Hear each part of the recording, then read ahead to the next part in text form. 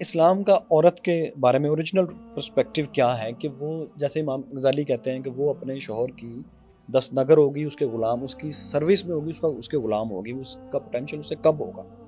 ابن رشد کہتے ہیں کہ نہیں، یہ اس کا پوٹینشیل مرد کے برابر ہے۔ اور پھر ہم دیکھتے ہیں کہ عقیقے میں بھی عورت کی جو قربانی ہے، جو اس کا عقیقہ کیا جاتا ہے، وہ بھی مرد سے کم کیا جاتا ہے۔ تو ایسا کیوں؟ ہاں، یہ آپ کو کم والی چیزیں، اب میں آپ کو زیادہ والی چیزیں بھی گنوا دیتا ہوں، پھر آپ کیا کریں گے؟ مثلا بخاری مسلم میں حدیث ہے، نبی علیہ السلام سے ایک صحابی نے آ کے پوچھا کہ میرا جو حسن سلوک کا حقدار سب سے زیادہ پلانٹ ارتھ پہ کون ہے؟ فرمایا تیری ماں۔ پوچھا گیا اس کے بعد، فرمایا تیری ماں۔ پوچھا گیا اس کے بعد، فرمایا تیری ماں۔ چوتھی بار پوچھا، فرمایا تیرا باپ۔ اب آپ کیا کریں گے؟ آپ نے تو آدھی مثال دی، میں نے تو آپ کو 1 اور 3 کی ریشو بتا دی۔ تو ادھر تو یہ ہے اوور آل ہیومن ڈگنیٹی میں مرد و عورت برابر ہے چیز، ٹھیک ہے۔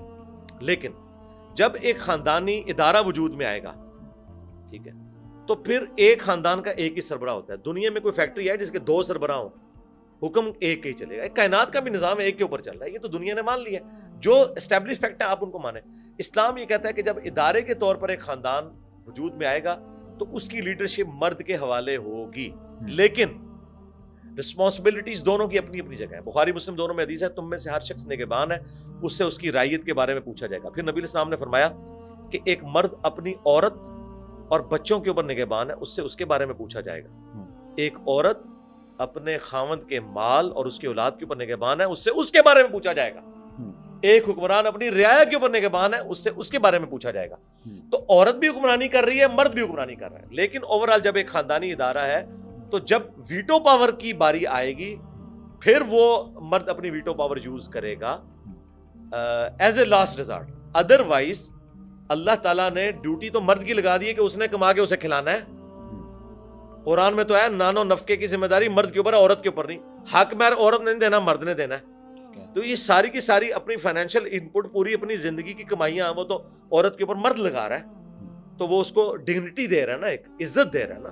تو اس حوالے سے باقی جو آپ وہ والی باقی باتیں کر رہے ہیں نا، اس کی لاجک کیا ہے کہ ہم اس کا حقیقے میں اس کو ہاف اس کی لاجک میں جو لوگ تباہ آزمائی کرتے ہیں نا، ہم ان لوگوں کے ساتھ ایگری نہیں کرتے ہیں۔ لاجکس میں بھی بہت پیش کرتا ہوں، ٹھیک ہے۔ اس کی لاجک صرف یہ ہے کہ ول آف گاڈ ہے، خدا کا حکم ہے۔ قرآن میں واضح ہے لا یسأل عما یفعل وهم یسألون، اللہ کو کوئی پوچھ نہیں سکتا، اللہ ہر ایک کو پوچھ سکتا ہے۔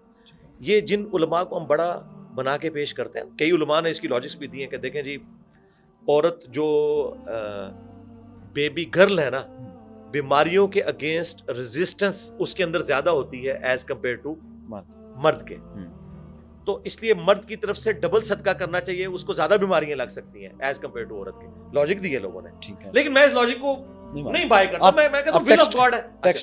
ہاں جی، میں اس سے آگے چلتا ہوں۔ مجھے بتائیں، یہ علماء یہاں تو تباہ آزمائی کر لیں گے، میں اگلی بات کروں گا کہ ایک دفعہ مرد کیوں نہیں پریگنینسی کی تکلیف سے گزرتا ہے ایک بچے کے لیے، اور دوسری دفعہ عورت؟ یہ انصاف کیوں نہیں ہے؟ اب سارے علماء اور سارے مفکرین اور فلاسفر مل کے مجھے اس کی لاجک پیش کرتے ہیں۔ الٹیمیٹلی یہ میری بات کریں گے ول آف گاڈ۔ یہ قرآن کی آیت ہے، لا یسأل عما یفعل وهم یسألون، اللہ کو کوئی نہیں پوچھ سکتا اس نے یہ کام کیوں کیا، اللہ سب کو پوچھ سکتا ہے۔ اس طرح کے جتنے معاملات ہیں ہم لاجک اپنی ایک لمیٹڈ سوچ کے مطابق دیتے ہیں، باقی سب کے پیچھے ول آف گاڈ ہے۔